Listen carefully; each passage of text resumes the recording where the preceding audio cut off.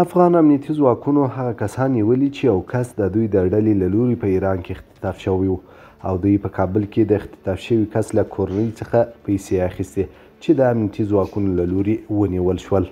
دغه افغان په ایران کې د سیاد نومي کس له لوري اختطاف شوی و چې له کورنۍ څخه یې په افغانستان کې د 100,000 امریکایي ډالرو غوښتنه کوله. یو تن چې په دې تور نیول شوی د ایران څخه د زنګ راتلو وروسته د پیسو د اخیستو او د امنیتي ځواکونو له لوري د نیول کېدو قضیه داسې بیانوي. خسرو بریم از ایران بر ما زنگ زد که شب شنبه بر ما زنگ زد که فهمیدی صبا خانم تا گرفته برو سرای شمالی گلوی سه اول بیادر کسی پیسه گرفته برات میاد. من گفتم چقدر؟ گفت 1.5 لک. دیگه نگفت که دلار است یا افغانی. خدا خوش شاهد است میفهمه که نگفت. بعد از اینکه ما پیسه را گرفتیم توسط نیروهای مجاهدین امارات اسلامی در سر کوتل دستگیر شدیم. بعد از اون من فهمیدم که این قضیه کدام مشکل داشت.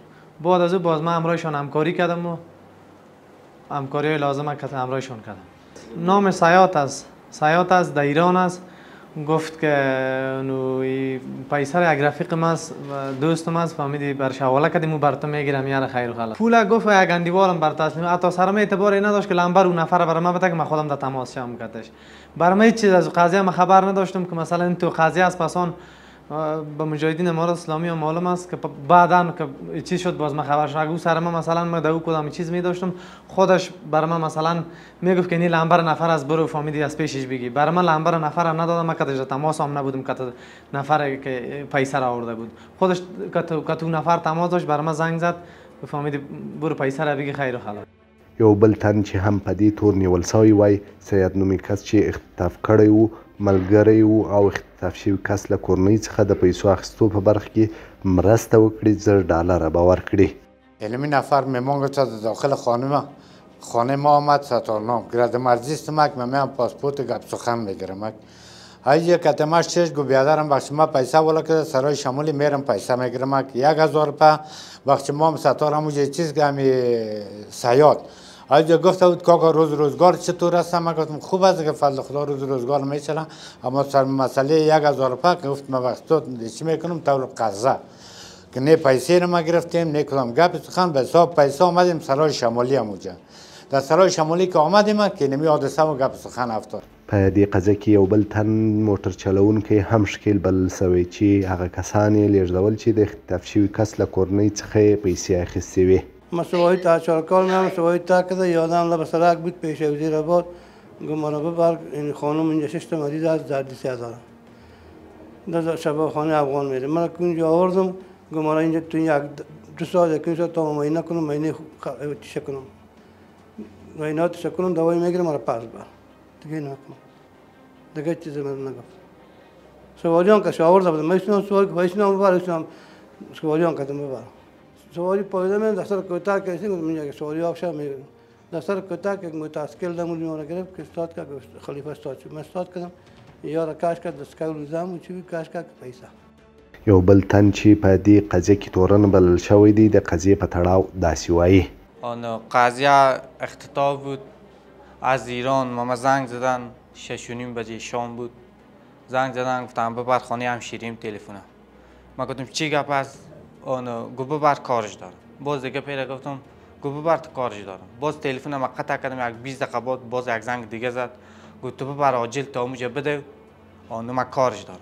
تق زدیم دروازه را وا نکرد باز بلغت زدیم و آمد همین سنوی کاکای آقای ما بگویم همی آمد گفتم دروازه را وا کن. گفت چی میگی؟ گفتم کار دارم من از سیارنام که گپ میزنم که همشیریش گفت اگه دروازه را وا نمیکنم و وقت سیارنام مرا گفت تلفن قلاش کو.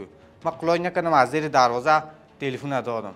اوجه که برآمدیم یک 10-20 قدم رفتیم مجاهدین ما را د جنایي جرمونو په وړاندې د مبارزې ریاست وایي سید نومی کس په ایران کې خپل افغان اختطاف کړی و چې د امنیتي ځواکونو د هڅو په پایله کې هغه کسان ونیول شول چې د اختطاف شوي کس له کورنۍ څخه پیسې اخیستلې.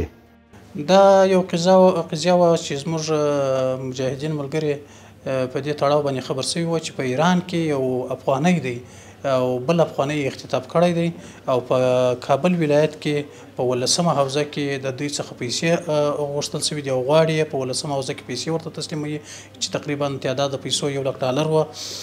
نو په دې تړاو باندې بیا موږ پلان جوړ کړی او ملګري موظف کړه چې تاسو کوشش وکړئ چې د کوم ځای څخه پیسې راخیست کېږي او په کوم ځای کې ودې خلکو ته تسلیمیږي. نو پیسې راواخیستل شوې د سرای شهزاده نه او ملګري په پسې وه ان تر دې پورې چې 18مې حوزې ته ورسېدل او هلته اصلي کسان چې پیسو پسې راغلي وه هغه ونیول سوه. چې د هغه نه وروسته بیا پروان ولایت ته چې د هغوی کورنۍ فامیل په ایران ولایت دغه کې وو په پروان ولایت کې وو بیا زموږ ملګرو هغه کسان هلته پروان ولایت ته بوتله او په پروان ولایت کې هغه افغاني ته چې په ایران کې ګزاره کوله چې اختطاف یې کړی و هغه ته اطمینان ورکړي چې پیسې ماته وصول سوې او هغه اختطاف سوی کس چې لا کوي نو بیا هغه خوشي کوي او د هغه ایران کې چې کوم اختطافي دی د هغه ورور دلته په دې پیسو پسې راتلی هغه هم په دې قضیه کې نیولی دی. نو لله الحمد په دې تړاو باندې تقریبا څلور کسه نیول سوي دي او دا بانډ انشاءالله د ختمېدو په حالت کې دی. دغه ریاست زیاتوي د نیول شوي ډلې دوسیه عدلیه او قضایي ارګانونو ته سپارلې ده.